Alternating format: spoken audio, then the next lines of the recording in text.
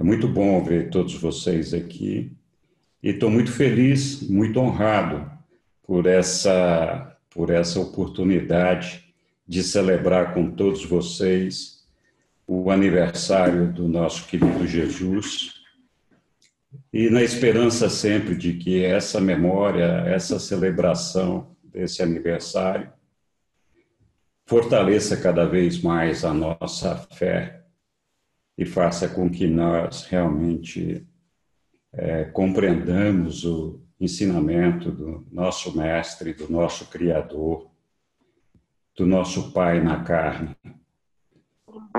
Então, fico muito feliz com essa oportunidade e nós vamos agora...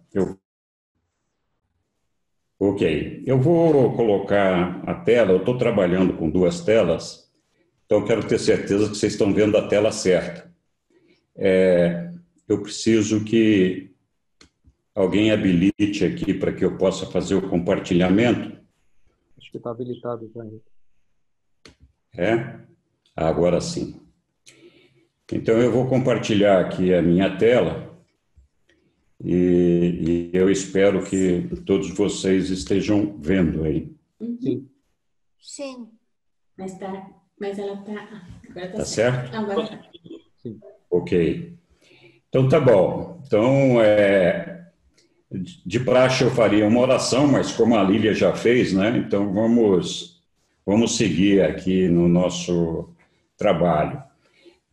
Falar de Jesus é sempre uma felicidade enorme. Nos enche de prazer, de alegria, de contentamento e também traz profundas reflexões cada vez que nós falamos de Jesus. A gente tem um espaço aqui que me foi atribuído de aproximadamente 1 hora para falar dos ensinamentos de Jesus, né? Então, se a gente fosse mesmo trabalhar todo o livro Durante o que ele fala do ensinamento de Jesus, nós precisaríamos alguns dias.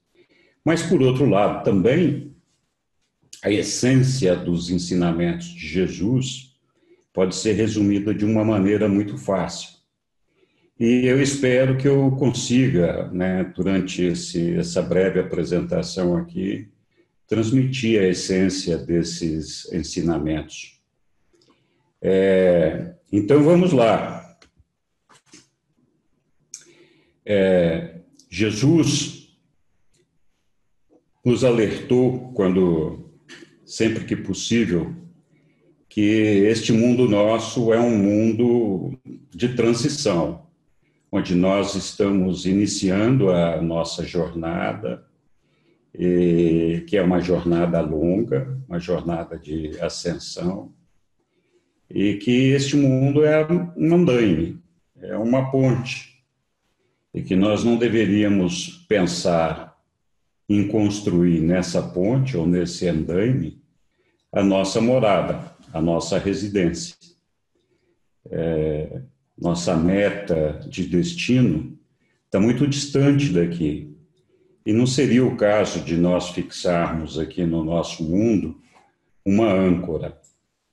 Então, esse alerta serve para abrir a nossa mente e, quem sabe, provocar uma reflexão da maneira como cada um de nós está conduzindo a sua vida e quanto de amarras ou de apegos ou de dependências vinculadas a este mundo estão aqui nos ancorando e nos prendendo, né?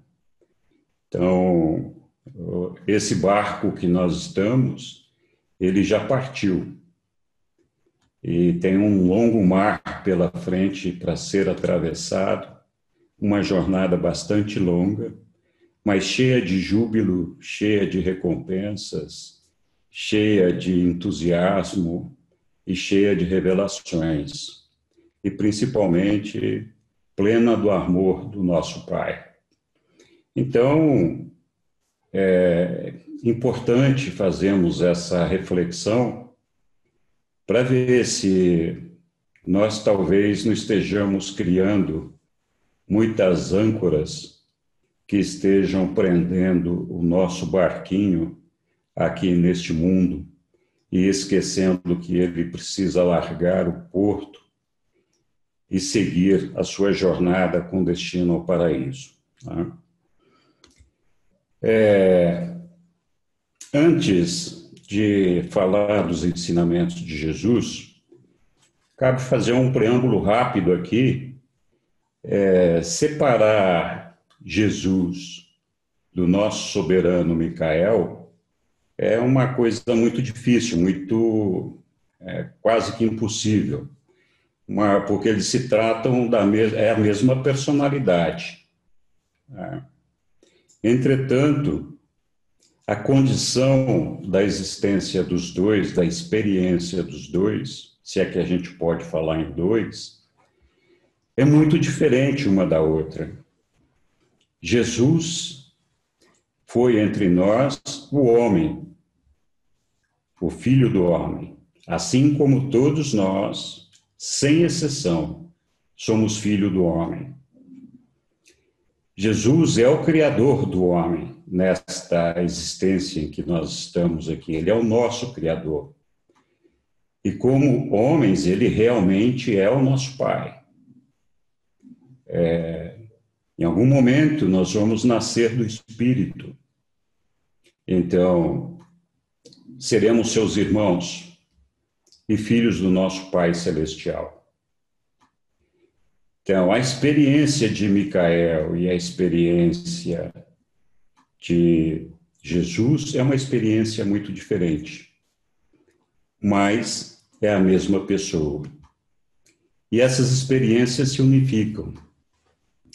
O nosso Micael, quando esteve aqui entre nós, ele teve um propósito, no mínimo duplo, nas suas auto-outorgas, em todas elas.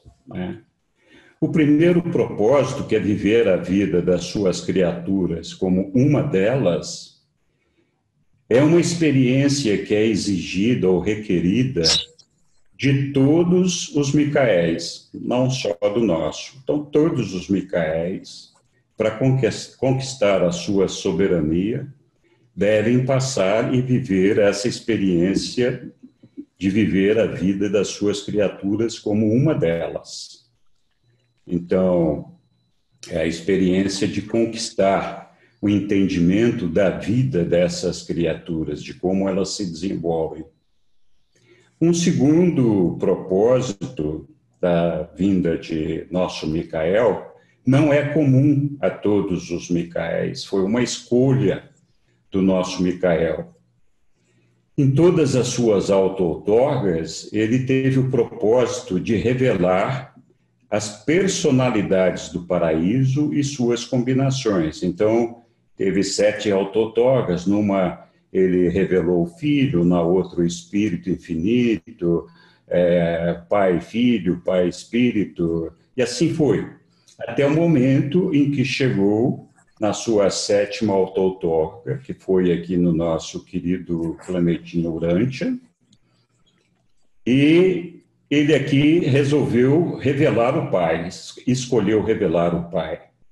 Essa escolha de revelar as personalidades do paraíso nas suas combinações tem um propósito, não só de levar as deidades até os mundos criados, os mundos mortais em evolução, mas ao fazer isso, o Micael conquista uma soberania plena que pode, inclusive, dispensá-lo da presença de outras personalidades do paraíso no seu universo local, no seu universo da sua criação. Ele não dispensou nenhum dos seus irmãos, nenhuma dessas personalidades, muito pelo contrário. Mas o nosso Micael conquistou essa soberania ao viver todas essas experiências em suas 7 auto-outorgas, fazendo essas revelações. E esses propósitos colocados por Jesus ou por Micael, foram alcançados em dois momentos distintos da sua vida terrena. Então, o primeiro propósito, que era de viver como um de nós, foi alcançado enquanto homem, do nascimento dele até o momento em que ele se transformou num homem adulto, que foi o momento até o momento do seu batismo. E o segundo propósito, de revelar o Deus ao homem, aconteceu depois disso, durante a vida pública de Jesus. Então, ele teve outros propósitos que foram alcançados, outros objetivos, mas esses eram os que foram colocados por ele como os propósitos que ele desejava alcançar aqui entre nós. E foram alcançados dessa forma. Em essência, os ensinamentos de Jesus podem ser focados em dois grandes temas, para simplificar o nosso entendimento dos seus ensinamentos. Então, o primeiro deles foi sobre a paternidade de Deus, para nos dizer que nós somos filhos de um único Pai, amoroso, misericordioso e inclusivo. O segundo propósito é uma consequência desse primeiro propósito, que é a irmandade dos homens. Então, sendo filhos de um mesmo Pai, nós somos todos irmãos. Resumindo, uma grande família. Há uma meta por trás desse conceito, desses ensinamentos, ou dessa ideia. E essa meta é permitir a entrada de todos esses filhos, todos esses seres irmãos, entrar no reino dos céus e alcançar a fusão com o ajustador do pensamento.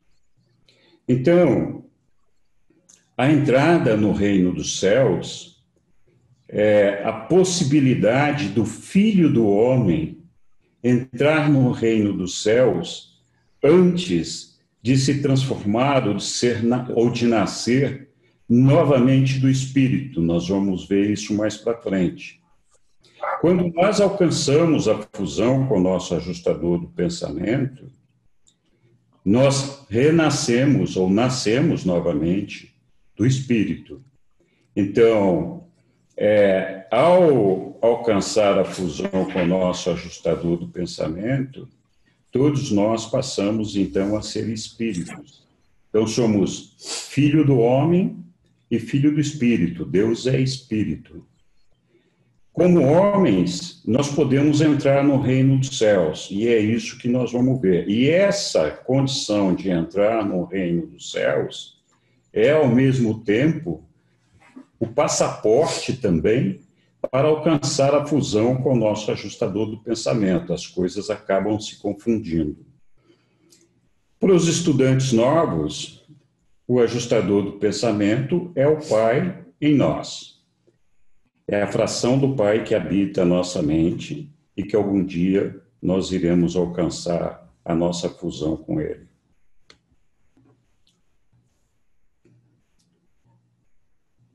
Para que tudo isso aconteça, tem algum requisito, né?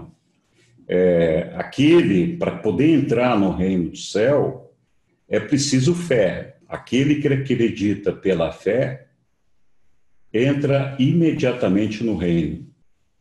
E duas coisas são essenciais à entrada no reino por meio da fé.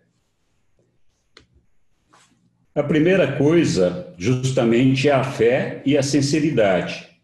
Então, vir como uma criancinha, receber o dom da filiação como uma dádiva, submeter-se a fazer a vontade de Deus, sem questionar e em confiança plena e genuína na sabedoria do Pai.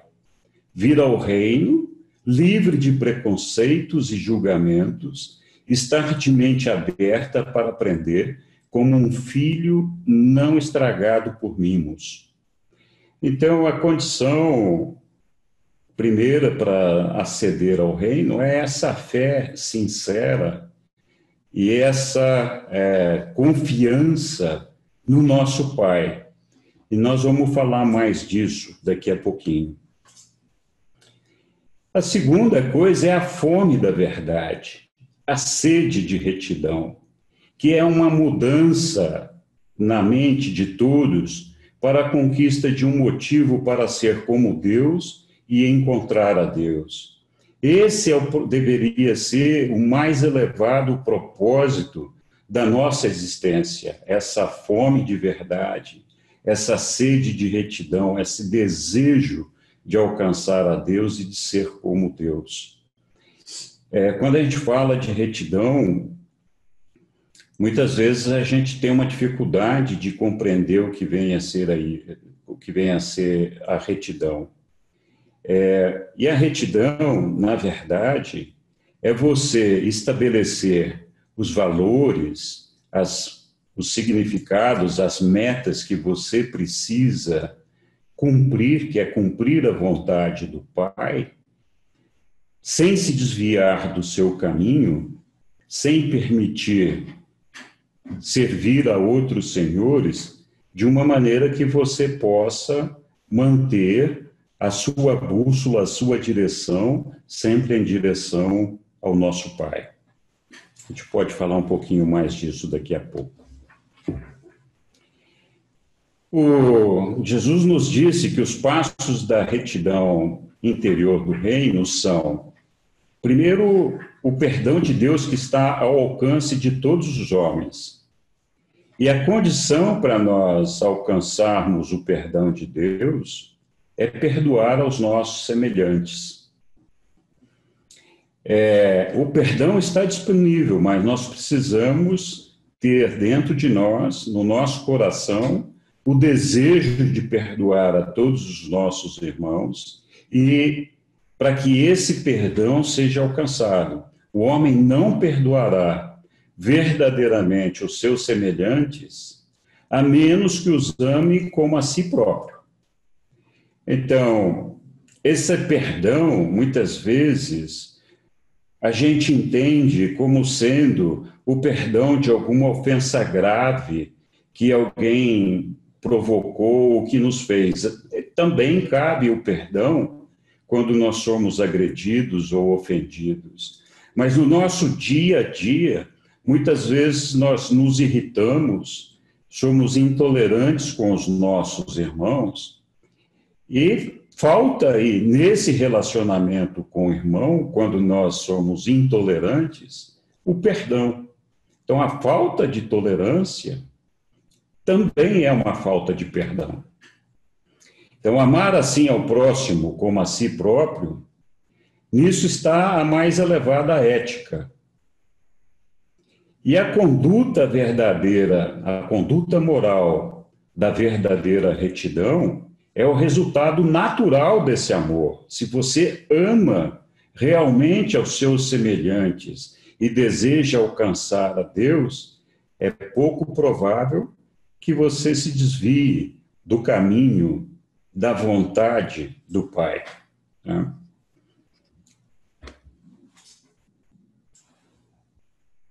Quando Jesus esteve aqui entre nós, não tinha internet, não existia ônibus, avião, nada disso.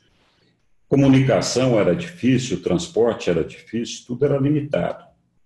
Então, alguns desafios foram colocados para Jesus, né? Para poder divulgar e convencer os homens daquela época, que não são muito diferentes dos homens dos dias de hoje, convencer de como substituir o apego de um reino material pela aspiração a um reino espiritual.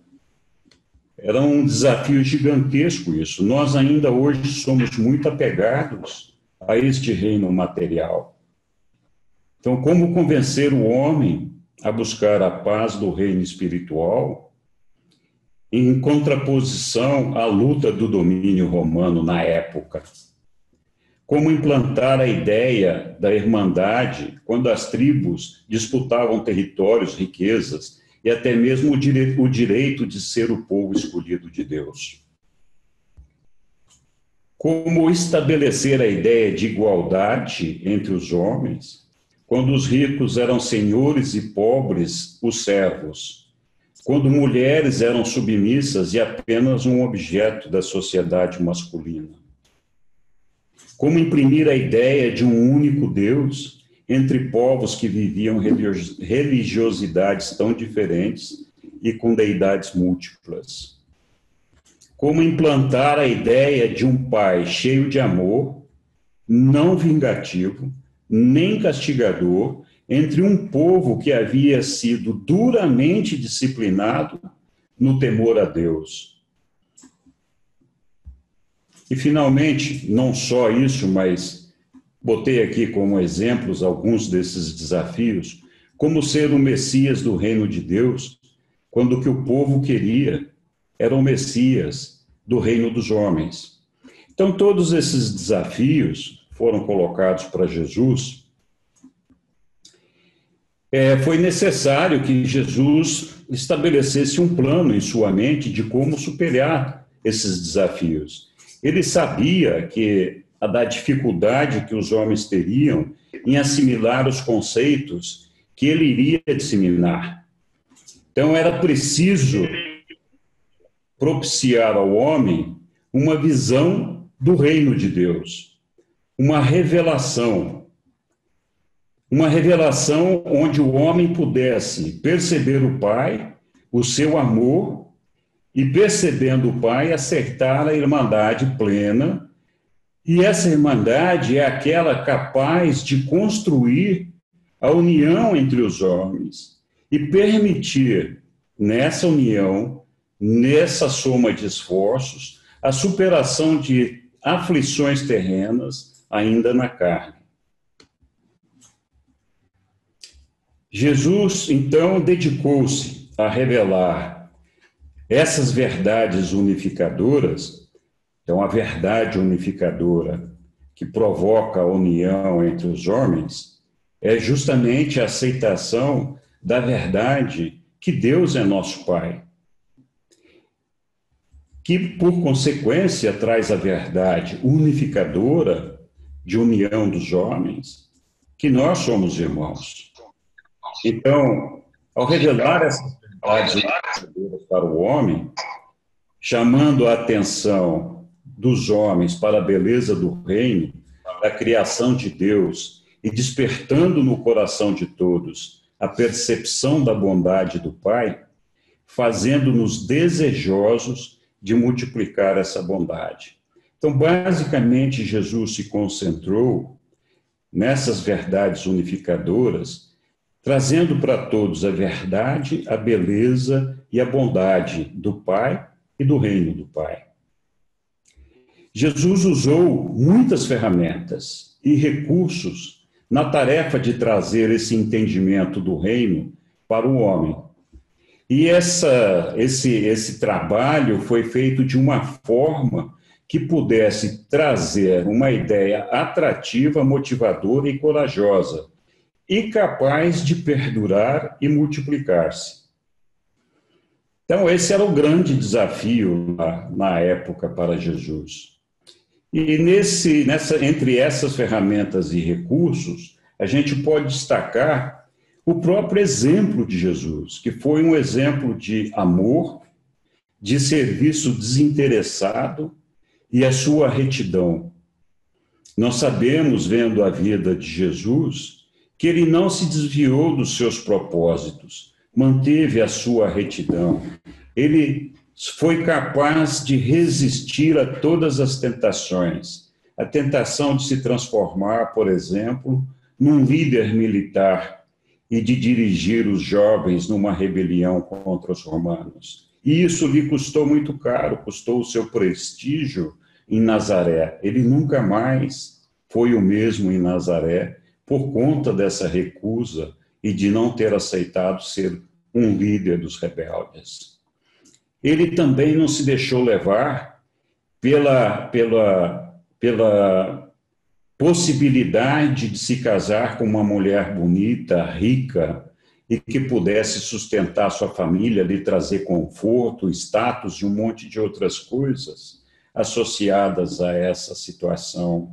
Ele não quis ser, não aceitou a ideia de ser o grande mestre da maior de todas as escolas que estava sendo construída em Alexandria. E assim Jesus teve sempre presente a sua meta de revelar o Pai aos homens e não se deixar desviar da sua meta e não se deixar levar por tentações e coisas que poderiam desviá-lo do seu caminho. Então, essa era a sua retidão, o seu exemplo. Também, Jesus logo percebeu que ele não ficaria muito tempo entre nós e que era preciso ele deixar pessoas capazes de continuar esse trabalho e de fazer essa difusão dos seus ensinamentos para todos os homens. Então, ele estruturou uma organização, ele fez o recrutamento dos apóstolos e discípulos e treinou a todos esses apóstolos e discípulos, de maneira tal que ele tivesse a certeza que, mesmo depois de partir daqui, ele teria seguidores capazes de promover e de ensinar e de manter esses ensinamentos vivos. Além disso, Jesus também adotou uma maneira de ensinar muito eficiente. Ele treinou a todos os seus apóstolos, mas, além disso, ele estava sempre fazendo os seus discursos, pregações, as suas parábolas e até mesmo os seus milagres acabaram nos trazendo muitos ensinamentos que até hoje estão aí entre nós. Vamos falar um pouquinho dessas metas sendo alcançadas por Jesus, né? Com esse trabalho dele. Então, enquanto homem, nosso Micael, Jesus, conquistou a experiência de viver o reino dos céus enquanto estava aqui na carne. Ele foi um dos cidadãos, um daqueles seres, um dos homens que adentrou no reino dos céus, estando aqui na carne, antes mesmo de se revelar como Deus. E também, né, como um mortal comum, ele alcançou a meta de estar pronto para a fusão com seu ajustador do pensamento. Então, a meta de todos os mortais para nascer do Espírito e não ser somente o filho do homem, mas também filho do Espírito, filho de Deus, alcançar essa fusão com seu ajustador do pensamento. Essa é a nossa meta. E Jesus chegou a esse ponto estando aqui entre nós. Evidentemente, ele não se fusionou a seu ajustador porque ele não era um ser fusionável. Jesus, Micael, Jesus, enquanto homem, desenvolveu uma alma, mas o nosso Micael já era um ser espiritual. Então, portanto, não poderia se fusionar ao seu ajustador do pensamento. Então, ele foi se aperfeiçoando e evoluindo até alcançar o primeiro círculo cósmico. Então, os ensinamentos nos revelam que nós temos que fazer a travessia dos 7 círculos cósmicos para alcançar o ponto de fusão com o nosso ajustador do pensamento. E essa travessia ele completou quando ele alcançou os 31 anos, quando ele foi ao Monte Hermon e lá se encontrou com Caligástia e outros seres de outra... que são os seres rebelados, e ele ali teve uma conversa com eles. Então, essa é uma outra história, um outro propósito que foi alcançado por Jesus lá. Mas quando ele chegou ao Monte Hermon, ele então alcançou o propósito que ele tinha se colocado como homem de chegar a esse ponto de fusão com seu ajustador do pensamento. Esse acontecimento só foi oficializado, e nós vamos ver, por ocasião do seu batismo, quando ele já tinha, então, 32 anos. Essa travessia dos 7 círculos cósmicos é que demonstra a factibilidade, a possibilidade real da meta a ser alcançada por todos os mortais, que é a de evoluir até alcançar a fusão com o ajustador do pensamento, por meio da construção da sua alma, em parceria com o ajustador do pensamento. Então, o que vem a ser esses 7 círculos cósmicos, né? Então, é um progresso individual do mortal que é medido pela sucessiva travessia de cada um desses círculos. E a esses círculos estão associados valores.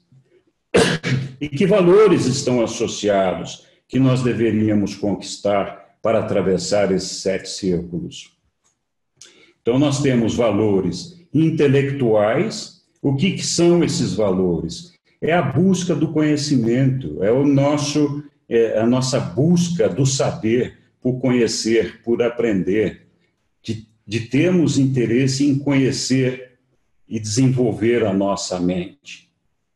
A mente é capaz de aprender todos os significados das coisas da vida, mas os valores, aqueles que interessam por o nosso desenvolvimento, eles não são aprendidos pela mente, eles são sentidos pela alma. Então, esses valores percebidos na alma é que, juntamente com o nosso desenvolvimento intelectual, é que permite a formação desses valores intelectuais que são necessários para nós cumprirmos parte desses círculos de progressão até alcançarmos a fusão com o nosso ajustador do pensamento. Então, por exemplo, o caso de Jesus, ele estudou o homem, aprendeu como o homem do seu tempo vivia e lidava com a vida. Quando a gente estuda a vida de Jesus, os ensinamentos mostram o tempo todo a preocupação que Jesus tinha em compreender o homem, como o homem pensava, quais eram suas crenças, quais eram as suas dificuldades, de que maneira o homem vivia e como ele lidava com a vida. Jesus também estudou as leis e a religião da época, estudou música, idiomas, trabalhou em diferentes profissões para entender as dificuldades e adquirir e conquistar maneiras de ganhar a vida material. Então, essas tarefas foram, estudando a vida de Jesus, a gente percebe quanto que Jesus se envolveu com os homens e quanto que ele estudou para poder desenvolver o conhecimento do nosso mundo material. Existem também os valores, estão associados à progressão desses círculos, os valores sociais, a busca dos valores morais, o senso do dever. Então, esse é o exercício do amor, da justiça, da retidão, da misericórdia, do equilíbrio físico, da sustentabilidade, da melhoria contínua, etc. Então, esse é o nosso interesse por todos os nossos irmãos. E de que maneira Jesus fez isso, né? Jesus atuou como pai, cuidando de uma numerosa família. O pai dele, como todo mundo sabe, José, morreu quando Jesus tinha aproximadamente 14 anos, e Jesus tinha 8 irmãos com ele, né? E ele ajudou a mãe, então, ele era o filho mais velho, ajudou a mãe e os irmãos a se sustentarem, e ele não abandonou a família enquanto ele não percebeu que a família podia se virar sozinha e conseguir todos os recursos necessários para a sua sobrevivência. Mas ele atuou não só de maneira a prover a família com as necessidades materiais, mas também com educação, com melhores condições espirituais, dando a todos eles o ensinamento, etc. Então, ele se envolveu com a família de uma maneira profunda, e ele foi verdadeiramente pai de todos esses irmãos.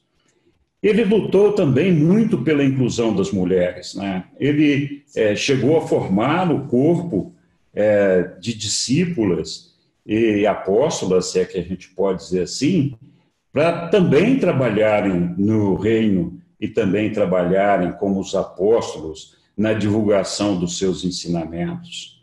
Ele defendeu e acolheu os mais fracos, os oprimidos, as crianças, as mulheres, as prostitutas, pobres, doentes, enfim, Jesus se dedicou a proteger e defender todos aqueles que eram os mais fracos, os oprimidos, né? Ele também lutou para libertar o homem da escravidão de dogmas e ritos, né? Ele lutou muito para isso daí, para mudar aquelas crenças que existiam na época entre o povo, de maneira que eles pudessem se libertar e deixar de ser escravos daqueles dogmas e ritos, né? Ele atuou sempre com honestidade, justiça, retidão, paciência, disciplina e amor. Então, Jesus cobriu todos esses valores sociais, né, com muito trabalho, muita dedicação, com um exemplo vivo da sua perseverança. Então, além dos valores intelectuais e sociais, estão também associados os valores espirituais. Esses valores espirituais correspondem à busca da experiência religiosa. É a transmutação do material para o espiritual, o desenvolvimento da alma e a subsequente fusão com o ajustador. Então, de que maneira você desenvolve a sua espiritualidade, como Jesus fez, né?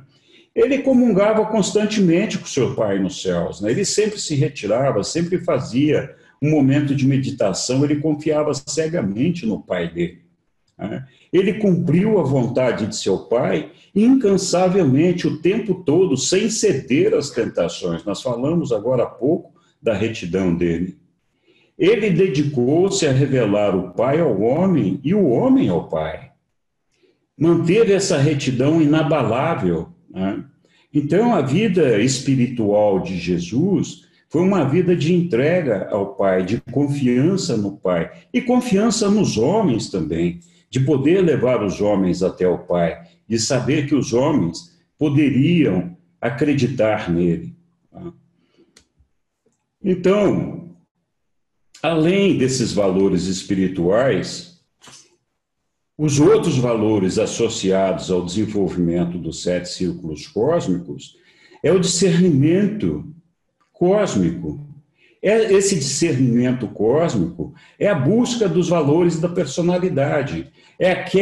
São aqueles valores que nos permitem descobrir que nós não somos a última bolacha do pacote, que nós não estamos sozinhos neste mundo, que existem outros mundos iguais aos nossos, e que o reino de Deus é um reino gigantesco, cheio de beleza, cheio de diversidade, pleno de personalidades e com propósitos gigantescos de chegar à perfeição e prover uma experiência de desenvolvimento e de evolução, partindo da imperfeição até chegar à perfeição do Pai.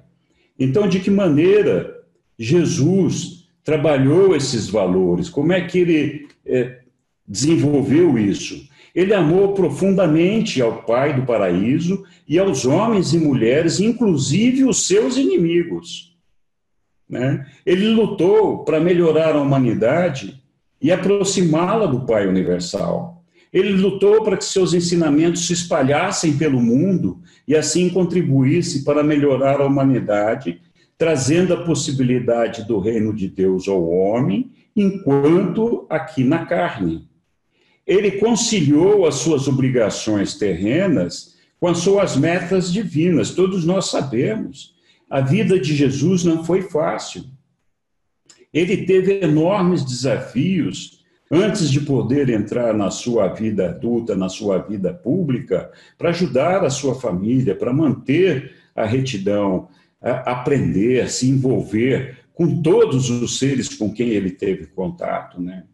Então, não foi uma vida fácil. E ele ajustou essas dificuldades da sua vida material, terrena, com muita harmonia com as suas metas divinas. Ele soube manter a sua retidão e demorar o seu trabalho público de alcançar a meta divina, na certeza de que o seu trabalho como homem, aqui na Terra, na matéria, estivesse cumprido.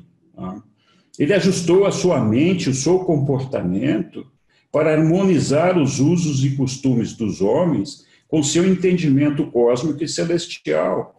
Então, muitas vezes a gente fala, não, mas como Jesus frequentava a sinagoga, como Jesus bebia vinho, como Jesus fazia isso ou fazia aquilo. Ele era um homem entre os homens.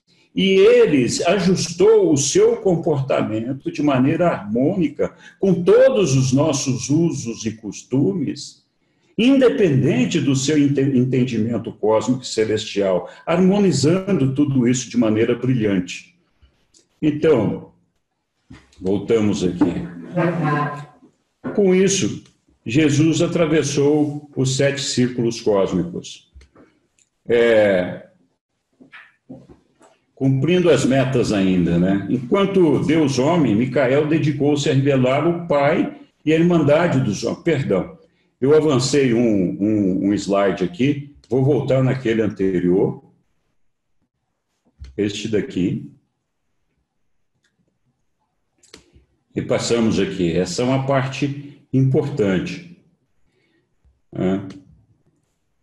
Enquanto Deus homem, Micael, Jesus dedicou-se a revelar o Pai e a Irmandade dos homens, promovendo o reino de Deus. Ele fez isso durante a sua vida adulta, depois do seu batismo e até a sua morte. Ele dedicou o seu exemplo de vida pessoal e a sua organização, montando uma estrutura de apóstolos e discípulos, treinando-os intensamente para revelar a sua divindade. Por si só, Jesus, com a sua forte e equilibrada personalidade, era evidentemente capaz de influenciar e convencer a maioria dos homens que estavam com eles e que assimilavam seus ensinamentos. E mesmo que ele não desejasse, não fosse a intenção dele, a verdade é que os seus milagres, muitos deles feitos sem planejamento e sem desejar, acabaram de alguma forma endossando na mente dos homens a verdade da sua filiação divina, convencendo a muitos dessa divindade de Jesus. Para revelar o Pai, e isso é importante, nós não encontramos em lugar nenhum, Jesus nunca se rebaixou no propósito de provar a existência do Pai. Até porque o Pai, a gente não consegue provar a existência do Pai. Então, ele centrou todo o seu ensinamento na declaração de que ele e o Pai eram um, que aquele que havia visto o Filho tinha visto o Pai. E ele deixou esse exemplo de vida, esse exemplo de um homem Deus, justamente para, olhando e observando esse exemplo, nós pudéssemos ter uma percepção do nosso Pai Celestial. Jesus também sabia que Deus somente poderia ser reconhecido pelas realidades da experiência. Então, não é possível você aceitar a filiação de Deus pelo mero ensinamento, pelo mero processamento mental. Você tem que, sim, assimilar essa existência de Deus no seu coração, aceitar a Deus como Pai no seu coração, perceber a Deus verdadeiramente como um Pai. Então, simplesmente dizer, não, eu aceito que Deus é meu Pai, é uma coisa mecânica da mente. E se isso não for percebido e interiorizado no nosso interior, não for experienciado, é muito difícil que nós possamos ter essa ideia de percepção do reino de Deus. Então, Jesus foi uma revelação de Deus nesse sentido, e por isso muitos homens acreditaram em Deus e interiorizaram Deus dentro de si como um Pai. Então, revelando o Pai, Jesus, então, desde sua eternidade, anunciou o Pai Celestial a todos que rodeavam. Em casa, com seus familiares, ele insistia que antes de dormir ele tinha que falar com o Pai. Ele incentivava os seus irmãos a adorarem e orarem para o Pai dos céus. Ele ensinou a oração do Pai Nosso a seus irmãos que teimavam em ter uma oração pronta para fazer à noite. Ele discutiu com seu pai carnal, os sábios no templo, sobre os propósitos dos sacrifícios no templo para o Pai, assim como o respeito dos fiéis à casa do Pai. Então ele ficava indignado com aquelas ideias de oferenda de sacrifícios e todo esse negócio. Ele discutiu isso com todos os sábios do templo, com todos os sacerdotes e seu pai também. Ele falou do amor do Pai, questionando o ensinamento de vingança e castigo pregados na época sobre o Pai. E ele não se cansou de repetir: Pai, não a minha vontade, mas a tua vontade seja feita. E uma coisa que Jesus falou que talvez a gente tenha gravado profundamente é: não busqueis a Deus nos templos, Ele está dentro de vós. Ele falou do ajustador do pensamento. E muitas vezes, quando nós não interiorizamos esse Pai dentro de nós temos essa ciência, esse entendimento de que o Pai nos habita, mas nós não temos claramente essa percepção. E aí, fica muito interessante quando a gente vê o batismo de Jesus e o que aconteceu com o ajustador do pensamento de Jesus. Então, Jesus se apresentou a João no Jordão e João lhe disse: por que vieste até aqui dentro da água para saudar-me? E Jesus respondeu a ele: eu vim para submeter-me ao teu batismo. Então João, que não estava entendendo nada, disse: mas eu é que devo ser batizado por ti. E Jesus pediu a ele que fosse tolerante com ele e que fizesse o batismo, para que o povo soubesse que era chegada a hora de Jesus para entrar na sua vida pública e fazer o seu trabalho. Então, João, naquele momento trêmulo de emoção, preparou-se para batizar Jesus, e João batizou Jesus e seus 2 irmãos, Tiago e Judá, e os 4 homens ainda estavam na água, quando viram um som estranho e logo surgiu uma aparição momentânea sobre a cabeça de Jesus, e eles ouviram uma voz dizendo: este é o meu filho adorado, em quem eu muito me comprazo. Essa voz veio do ajustador de Jesus, que naquele momento havia abandonado a mente de Jesus, ido até Divinity, recebeu a personalidade do Pai, concedida pelo Pai, e retornou naquela fração de segundos. E foi ele quem pronunciou essa frase: este é meu filho adorado, em quem eu muito me comprazo. O dia que eu tive a percepção dessa coisa assim mais clara na minha mente, eu fiquei muito emocionado, porque assim como esse ajustador que estava na mente de Jesus, é o ajustador que cada um de nós tem em suas mentes. Então, o Pai está ali, dentro de cada um de nós, nos acompanhando o tempo todo, e desejoso de proferir essa mesma sentença, dizendo: olha, este aqui é meu filho adorado, em quem eu muito me comprazo. Né? Então, depois disso, João o tempo todo espalhou esse evento por onde ele passou, afirmando, né, que depois dele haveria aquele que é o escolhido. E ele falou que Jesus batizaria a todos com o Espírito Santo. E repetiu essa frase para todas as pessoas com quem ele pôde falar depois desse evento de Jesus, né? Divulgando isso para que todos soubessem que o Pai está na nossa mente.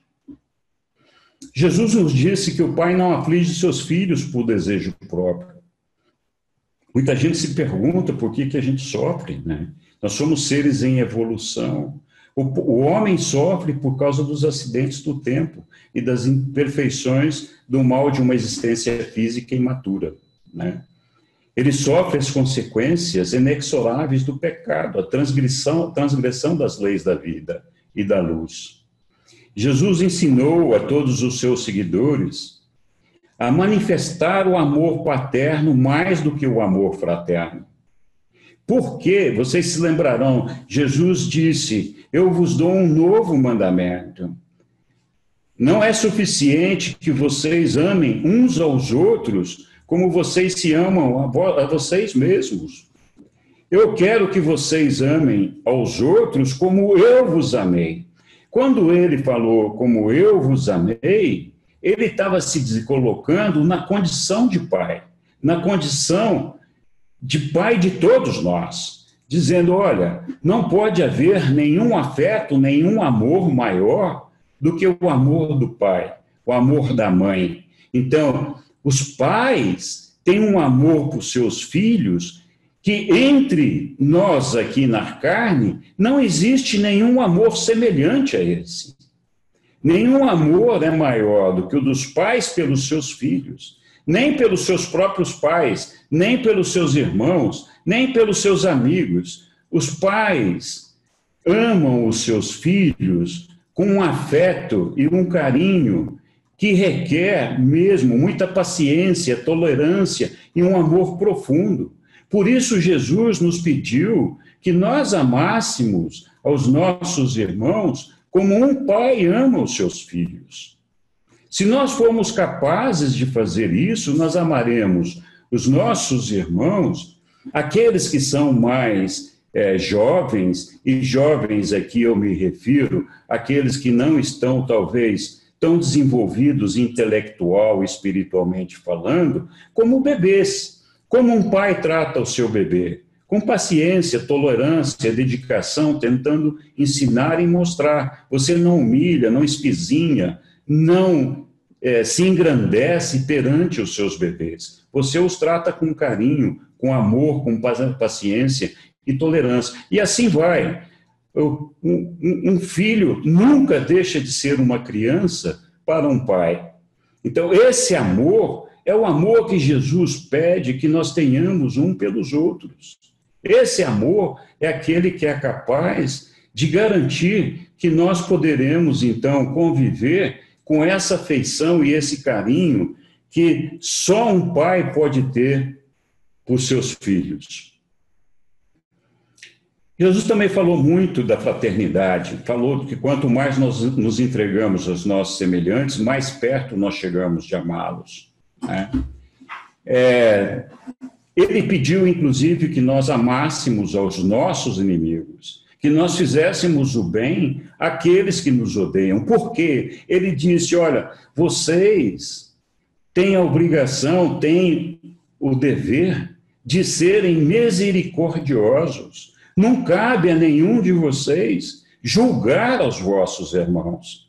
Existe todo um processo no universo que vai fazer esse trabalho. Não nos cabe fazer o trabalho de julgamento dos nossos irmãos. Então ele pede: tratai os homens do mesmo modo que acreditais que eu os trataria. E ele diz que a maneira da gente aprender a amar os nossos semelhantes, inclusive como um pai, é de estar interessado pelo nosso semelhante, de aprender a amá-los. Se a gente não tem contato com eles, não tem contato com o indivíduo, com a pessoa, fica muito difícil de ter um relacionamento de amor com esse irmão, com esse semelhante. Outro aspecto importante, falando da unidade, o que preserva a unidade dos homens, o que garante a unidade do homem, é a unidade espiritual. É o fato de reconhecermos que somos todos filhos de Deus, todos filhos do Pai. Então, nós somos uma parte, cada um de nós, uma parte do projeto de elevação, de perfeicionamento que nos foi dado pelo Pai. Nós não somos todos iguais como indivíduos. Nós somos todos iguais espiritualmente, na crença do nosso Pai. Mas cada um de nós tem uma personalidade única. E essa diversidade é que faz a maravilha do reino de Deus. E é por meio dessa diversidade que nós podemos aprender e crescer sendo amorosos, sendo dedicados, sendo tolerantes, sendo pacientes e aprendendo a ver o ponto de vista do outro, aprendendo a ver a realidade do outro, descobrindo que nós não somos a última bolacha do pacote, que nós não somos a verdade absoluta.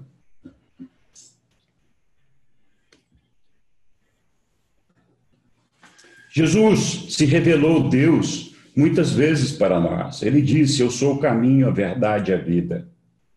E afirmou: nenhum homem vai ao Pai a não ser por meu intermédio. Então, essa afirmativa, num primeiro momento, até chocou alguns dos apóstolos, mas acabou se transformando numa verdade absoluta na mente de todos eles. E aconteceram vários milagres feitos por Jesus, alguns deliberados e outros não tão deliberados, que também contribuíram para fazer com que Jesus consolidasse na mente dos homens a ideia de que ele era um ser celestial, um filho de Deus. Isso aconteceu, por exemplo, na ressurreição de Lázaro. Ele disse lá: Pai, eu te dou graças porque me concedeste o meu pedido. E ele orou ao Pai na frente de todos ali, e aí, depois de ter orado sobre essa associação sua com o Pai, ele comandou: Lázaro, vem para fora, e Lázaro ressuscitou.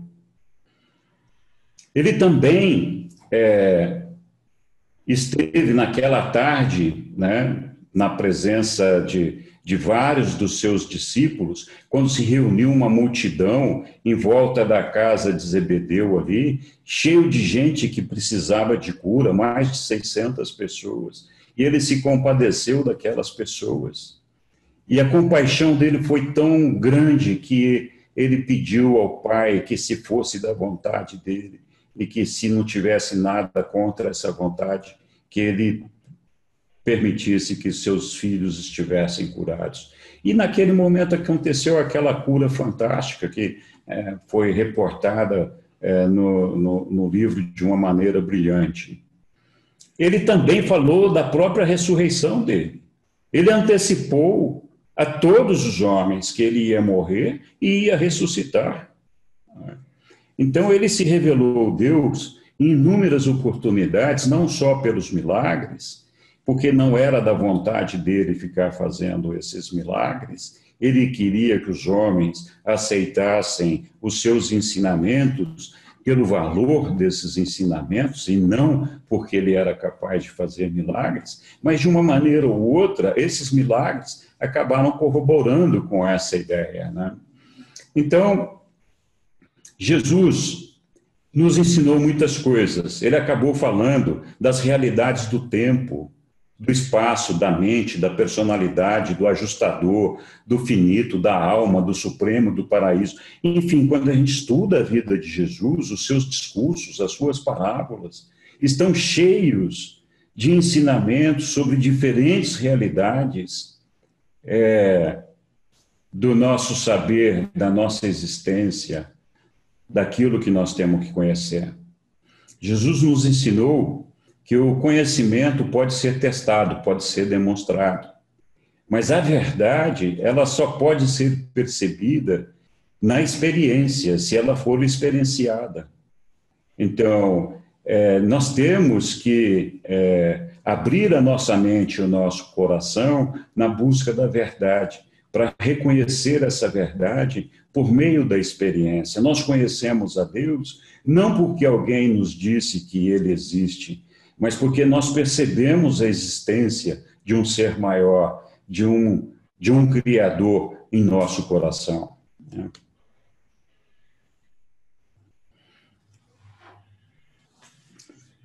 Jesus também falou da necessidade que, às vezes, por que o homem, às vezes, tem que passar pelo sofrimento. Ele falou que as adversidades e o sofrimento, eles são necessários, muitas vezes, para fazer com que a gente perceba a necessidade de se ancorar numa força maior, em alguém que nos conforte, em alguém que nos dê a segurança de um destino melhor. Então, o sofrimento e a adversidade faz parte do nosso crescimento. A religião do espírito significa muito esforço, muita luta, tem muito conflito. A fé é fundamental, a determinação, o amor, a lealdade, o progresso. Então, a religião exige um esforço contínuo, uma dedicação contínua, mas é um esforço de júbilo cada vez que a gente avança e conquista um entendimento novo, né?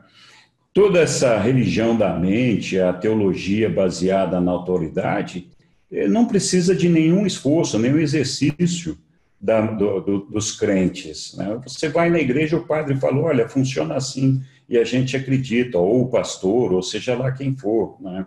Então a gente não faz nenhum esforço para conquistar esse desenvolvimento espiritual se a gente não tem esse desejo de alcançar a Deus e de descobrir a verdade por nós mesmos. Deus fala dentro do coração humano, e com uma voz calma e suave, e ele sempre diz, este é o caminho, caminhe por ele. Tu não compreendes que Deus reside dentro de ti, que ele se transformou no que tu és, para que ele possa fazer de ti o que ele é.